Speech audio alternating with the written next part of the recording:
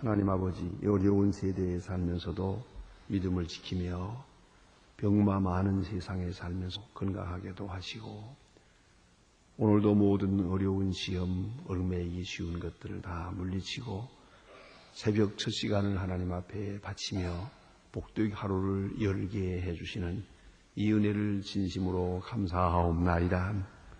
우리에게 이만큼 자유를 주셨습니다.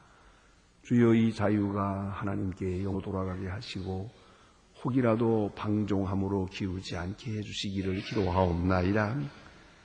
주여, 주의 은혜에 감사하고 있습니다.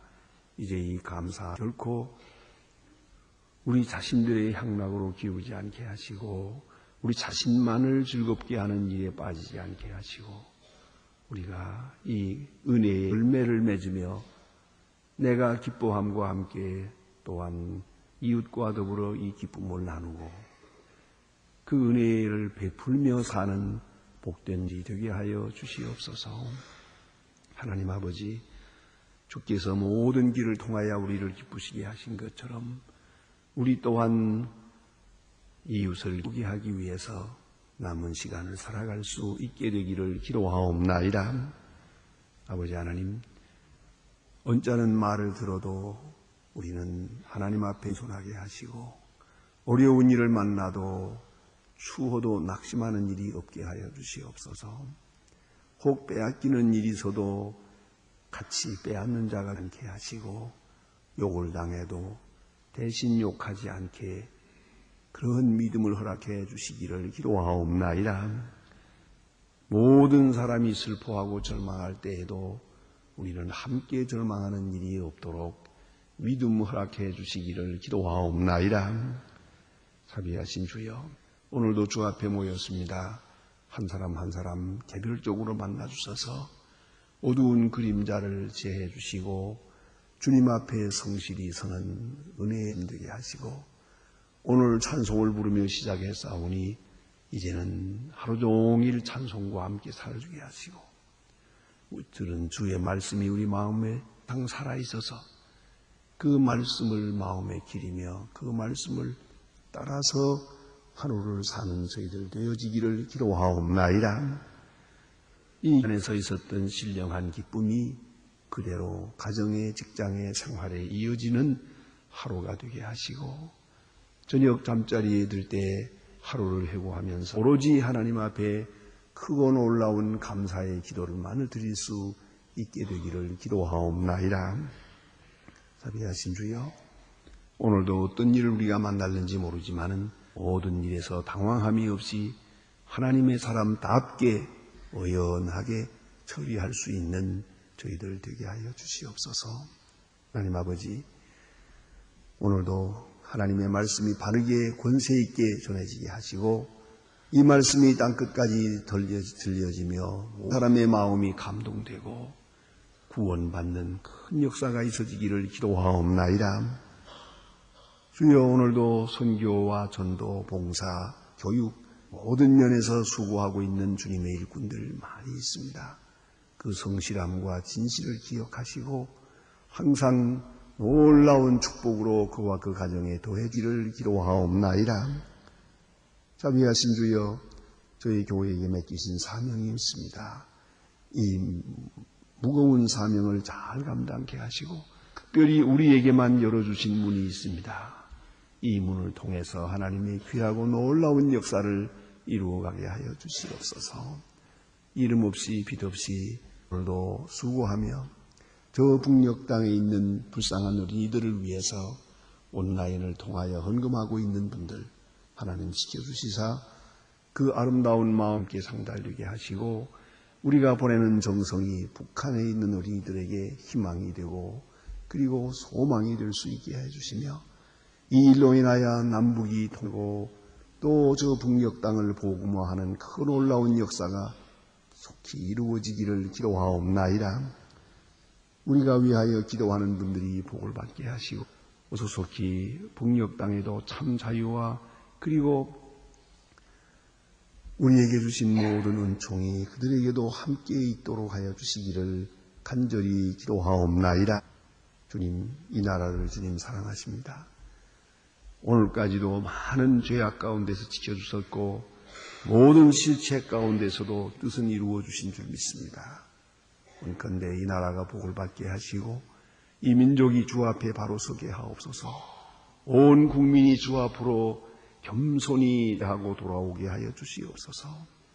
대통령으로부터 공무원, 국회의원, 모든 사업하시는 실업가들에게까지, 그리고 교육사하는 분들 모두가 다 하나님 앞에 정직하게 서고 진실로 나라를 사랑하며 이 민족의 장래를 걱정하면서 서로 뜻과 하나가 한 뜻 한 마음 되어서 하나님의 귀한 뜻을 이루기를 간절히 기도하옵나이다. 일시적인 일을 위하여 큰 것을 버리든가, 또한 사사로움을 위하여 크고 놀라운 일을 저버리는 미련한 일이 없게 하여 주시옵소서. 서로 고통을 감수하면서 미래를 창출해 나갈 수 있게 되기를 기도하옵나이다. 자비하신 주여, 이 날이 복되게 하시고 주와 함께하며 주께 영광 돌리며 주를 찬양하는 은혜의 날이 되게 하여 주시옵소서. 해외에 있든지 영에 있든지 군문에 나가 있든지 공부하는 자녀들, 그리고 여러 가지 근심 중에 있는 가정들, 특별히 병 중에 있는 분들 하나하나 돌보시고 크고 놀라운 함께하여 주시옵소서. 이 하루의 모든 생활을 주께 맡깁니다. 주는 영광을 받으시옵소서. 주 예수 그리스도의 이름으로 기도드립니다. 아멘. 하나님의 말씀 오늘도 욥기 27장 보겠습니다. 욥기 27장입니다.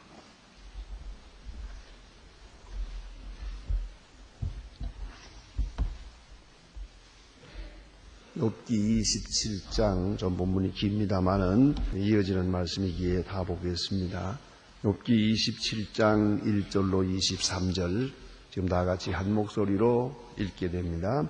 욥이 또 비사를 들어가라. 나의 의를 빼앗으신 하나님, 나의 영광을 괴롭게 하신 전능자를 가리키며 맹세하노니 나의 생명이 아직 내 속에 완전히 있고 하나님의 기 오히려 내 코에 있느니라. 결코 내 입술이 불의를 말하지 아니하며 내 혀가 괴유를 말하지 아니하리라.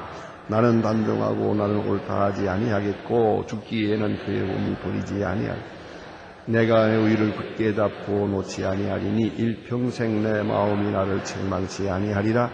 나의 대적은 악인같이 되고 일어나 나를 치는 불의한 자같이 되기를 원하노라. 사곡한 자가 이익을 얻었으나 하나님이 그를 구하신 때 무슨 소망이 있으랴. 환난이 그에게 임할 때에 하나님이 어찌 부르짖음을 들으시랴. 그가 어찌 전능자를 기뻐하겠느냐.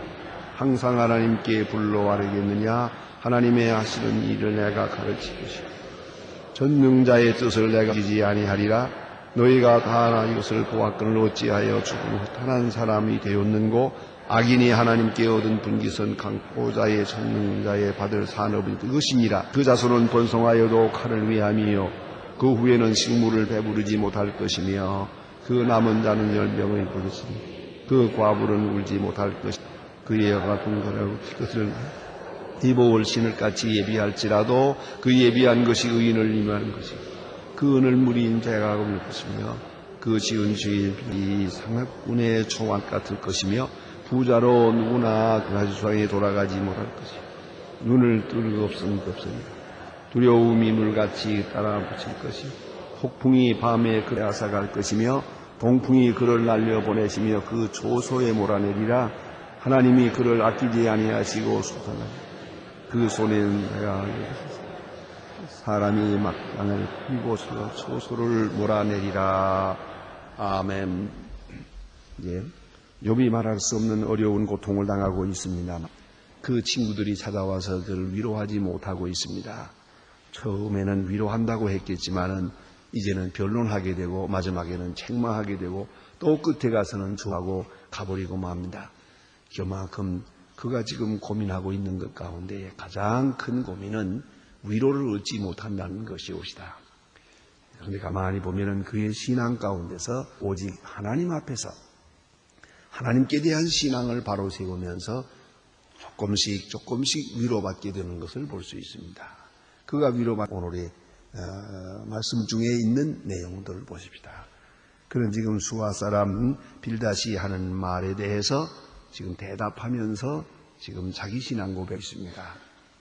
그러니까 이 물질이라든가 육체적인가 사회적인 이런 변화 그 속에서 내가 어디로 가야 하는가를 생각하게 되고, 특별히 친구들이 와서 자기에게 말을 많이 합니다.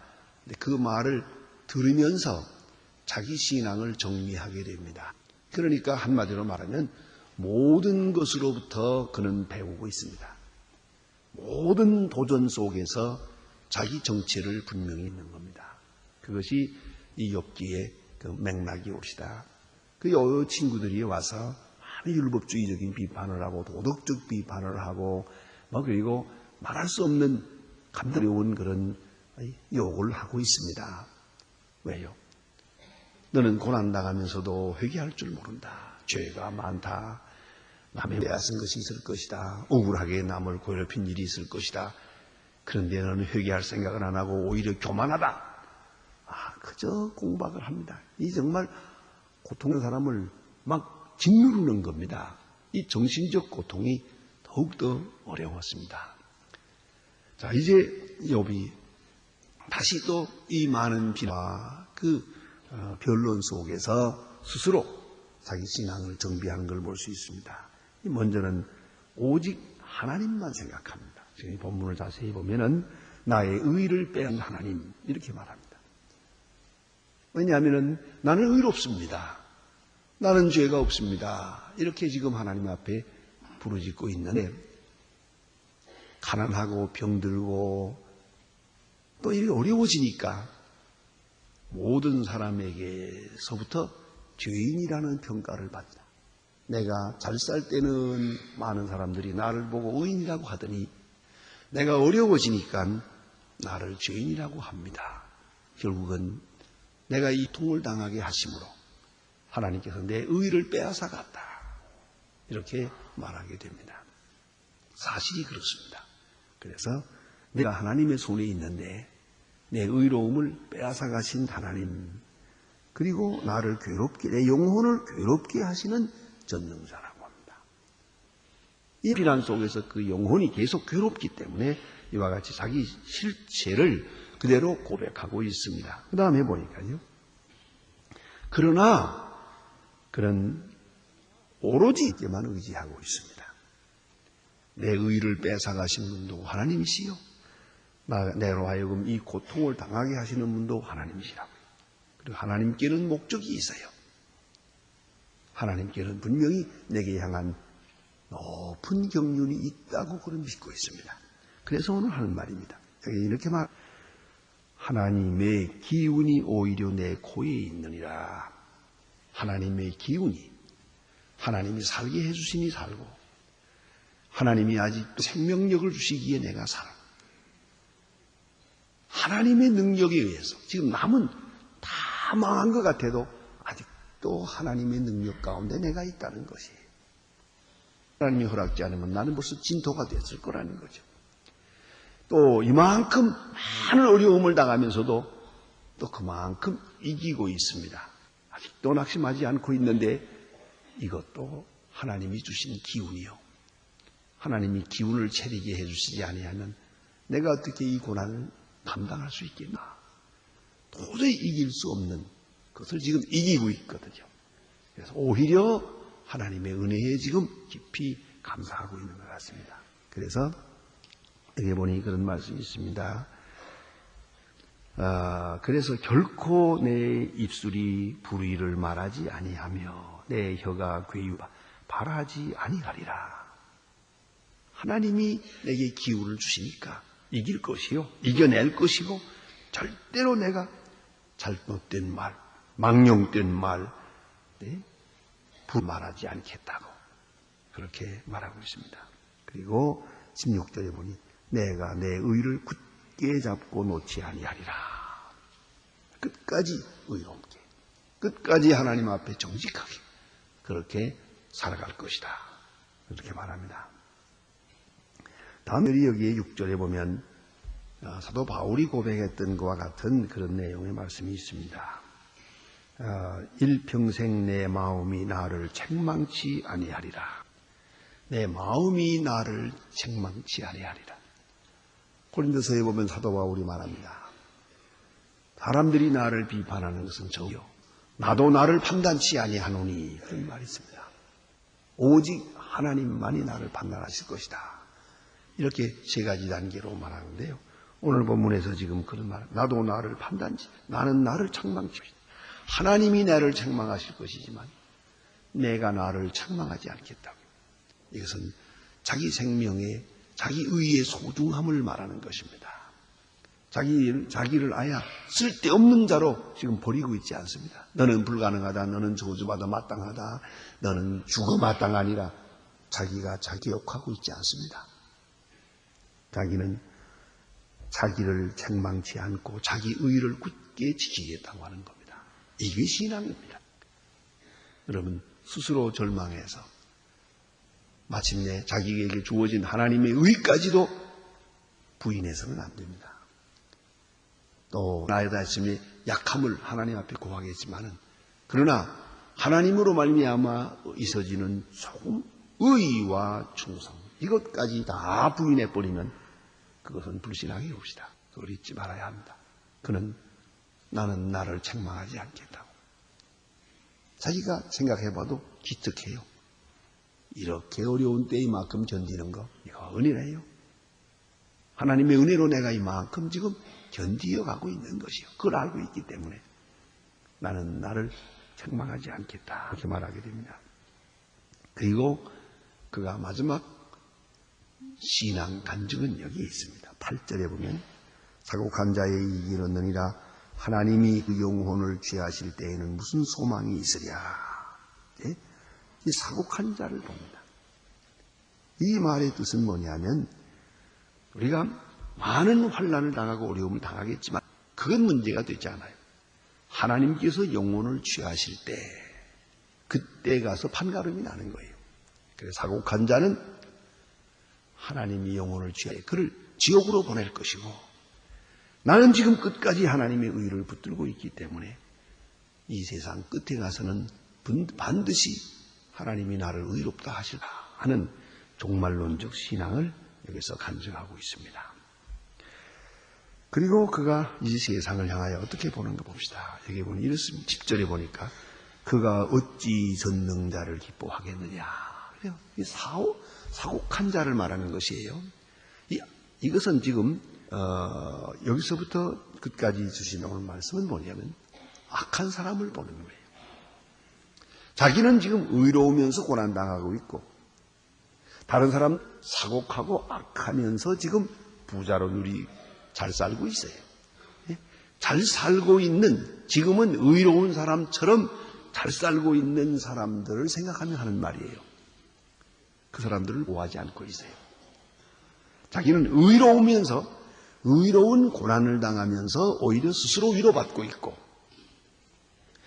악한 살떼고 형통하고 지금 영광을 누리고 있는 저 사람들을 보면서, 악인의 형통함을 보면서 부러워하지 않고 그는 이렇게 말하고 있습니다. 그가 어찌 전능자를 기뻐하겠느냐. 세상 떠날 때, 죽을 때 보자는 것이, 죽을 때 어찌 하나님을 기뻐할 수 있겠느냐, 또 하나님께 불로 아뢰일 수 있겠느냐. 오늘은 잘 사는 것 같지만은 죽게 부르실 때 저 사람들은 하나님 앞에 부르짖을 수가 없는 사람들이다. 그리고 하나님의 하시는 일을 내가 너희에게 가르칠 것이다. 전능자의 뜻을 숨기지 아니하리라. 확실히 그는 하나님의 뜻을 알고 있습니다. 종말론적인 의의를 알고 있습니다. 그래서 지금 고통을 당하고 있지만은 오히려 나는 위로를 받고, 멀리 내다보면 종말적으로 생각한다면 너희들은 앞으로 부르짖을 것도 되고 하나님 앞에 설 수가 없게 될 것이다 라고 말합니다. 다시 오늘 본문 13절에서부터 악인에 대해서 말합니다. 바로 여기에 중요한 의미가 있습니다. 다시 말하면 우리가 고난당할 때 고난당하고 있는 나 자신도 생각해야겠지만, 또 하나는 이 세상에 대해서 악인의 형통을 절대로 부러워해서는 안 됩니다. 그러니까 고난당하는 의인 자신에 대해서는 긍지를 가지고 지금 형통하고 지금 잘 살고 있는 저 악인들에 대해서는 오히려 본문대로 보면 불쌍히 여기고 있습니다. 바로 이 마음이 중요한 겁니다. 왜 저 사람들은 이렇게 잘 때 이렇게 안 되나? 이렇게 생각하는 순간 그것은 벌써 신앙에서 떠나는 것이옵니다. 확실히 해야 됩니다. 내가 실패하고 내가 손해를 보고 내가 어렵고 이 세상에서는 그래도 하나님과 나만이 아는 의가 있습니다. 여기에는 위로가 있고 소망이 있어요. 악한 사람들 형통하고 잘되고 뭐라고 해야 돼요? 그거는 아니에요. 그건 조금도 부러워할 것이 없어요. 이제 그가 이 세상 악한 사람들의 형통을 어떻게 보고 있나 보세요. 욥이 좀 짓궂은 데가 있어요. 가만히 본문에 보면은 아주 좀 유머적인 데가 있는 것 같아요. 보세요. 악한 사람들을 보면서 이렇게 말합니다. 악인이 하나님께 얻은 분깃은 강포자가 전능자에게 받을 산업은 이것이니라. 이렇게 전제해놓고 이제 14절에서부터 말합니다. 그 자손이 번성하여도 위함이요. 지금 많이 번성하는 것 같으나 다 칼에 죽을 것이다. 두고 보자 이겁니다. 칼에 죽을 것이요. 아멘. 이후에는 식물에 배부르지 못할 것이며 지금은 뭐 잘 먹고 호요시가는 것 같아도 장차는 배부르지 못할 것이고 남은 자는 연병으로 묻힐 것이요 그의 과부들은 울지 못할 것이며 하도 기가 막혀서 울지도 못한다 이거예요. 그들 거라고 지금 내다보고 있습니다. 다음에 또 보니까요. 그가 비록 은을 띠끌같이 쌓고 의복을 지늘까 예비할지라도 그 예비한 것은 의인이 입을 것이요 그 은은 무죄한 자가 나눌 것이며 오늘 너희들이 자꾸 모아드리고 하지만은 없다. 이제 뭐 좋은 의복들을 모아놓은 것은 엉뚱하게 딴 사람이 입게 될 것이고 그리고 가지고 있는 그 많은 돈은 전부 이제 무죄한 자가 사용하게 될 것이다. 그렇습니다. 악인의 재산은 의인을 위하여 쌓이느니라. 이건 잠언시에 많이 있는 말씀이옵시다. 아무리 악한 자가 벌어요. 벌지는 벌지만은 참 묘한 겁니다. 쓰지는 못해요. 그걸 알아야 됩니다. 쓰지를 못해요. 다른 말로 말하면 즐기지를 못해요. 벌어놓고 쓰는 사람은 엉뚱한 사람이 쓰는 거예요. 그걸 잊지 말아야 돼요. 그러니까 악한 사람이 못된 방법으로 벌었다고 해서 부러워할 거 하나도 없어요. 조금만 기다리면 이제 저건 자기들이 쓰지를 못하고 그 재산 때문에 많은 고생을 합니다. 그게 바로 심판이에요. 또 그 다음에 보니까요. 17절에 이렇게 말합니다. 그 예비한 것을 의인이 있을 것이요 그는 무죄한 자가 쓸 것이며 그 지은 조매의 길 같고 상직군의 조막 같을 것이며 부자로 누우나 그 조상에게로 돌아가지 못할 것이며 부자로 누우나 조상에게로 돌아가지 못한다. 그 영혼은 버림받을 것이라는 거죠. 두려움이 물같이 그들을 따르러 미칠 것이고 두려운 가운데 살 것이다. 재산이 있으면 평안해야 가는데 마음은 두려움에 떨어요. 높은 지위에 있으면 그가 보다도 행복해야겠지만 행복은 그게 아니더라는 얘기예요. 물질도 아니고 지위도 아니요. 행복은 여전히 의인에게 있는 것이지 부한자에게 악인에게는 것이 아니라는 것이죠. 그러니까 인생을 질적으로 보고 있는 거예요. 지금 눈에 나타난 건강, 부귀, 영화 이런 거를 욥은 지금 대수롭지 않게 여기고 있어요. 다 한 번 다 옛날에 가져보았으니까요. 그건 아니에요. 의도, 행복도 그게 아니라는 것이죠. 그래서 그는 깊은 데서 세상을 봐요. 부자로 사나 두려움이 있을 것이고 또 오늘 굉장하게 자기 나름대로는 행복한 척하지만은 내용적으로는 행복한 것이 아니에요. 속이 썩어지고 있는 거예요.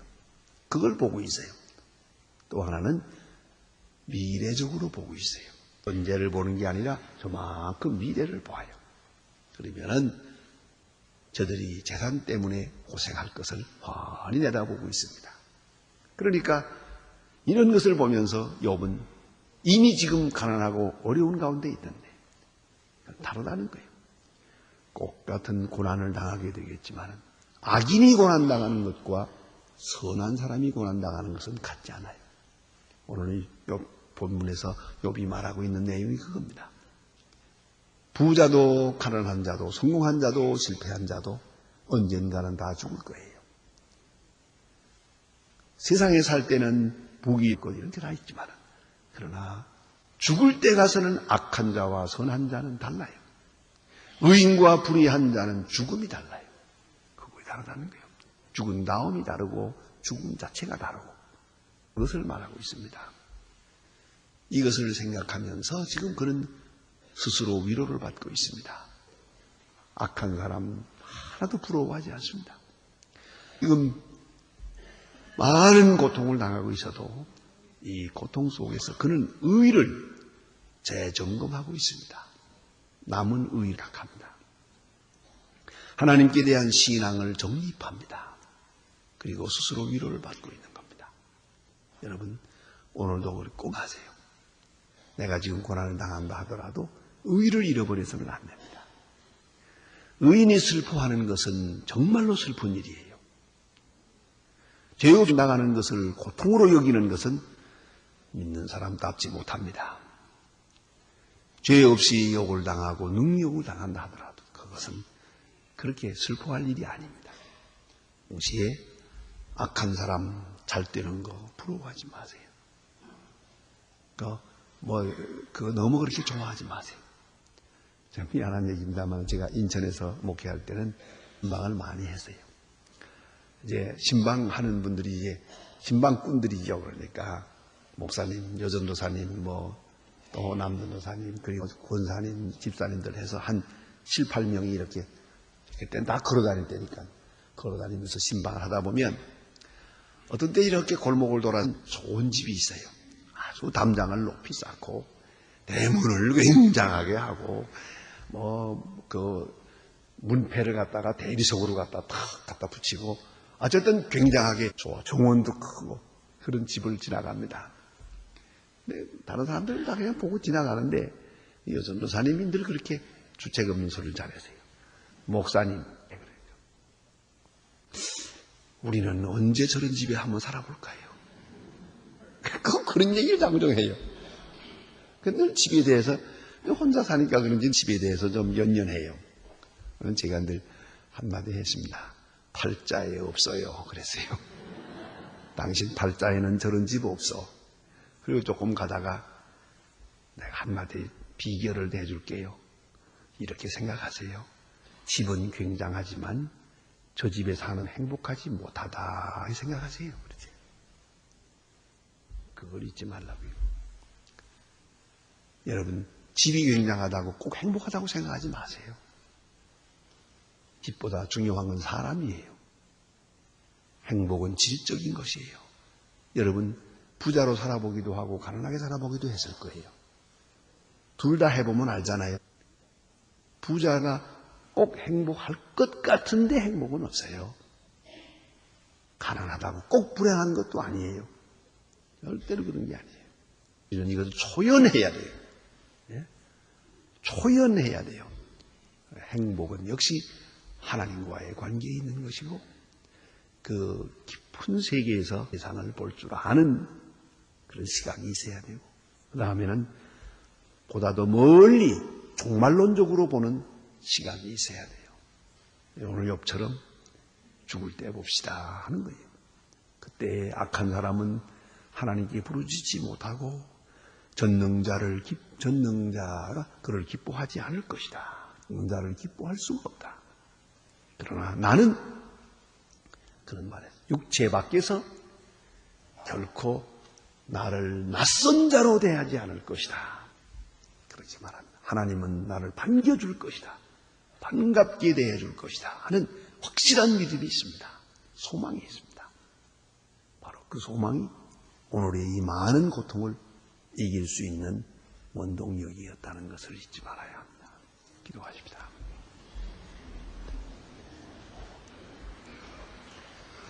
하늘에 계신 우리 아버지시여 이름이 거룩히 기억임을 받으시오며 나라의 마옵시며 뜻이 하늘에서 이룬 것 같이 땅에 오지이다.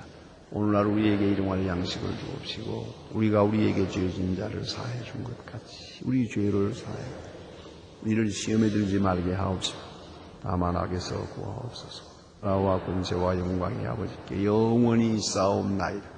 아멘. 자유로이 기도하시다가 돌아가시겠습니다.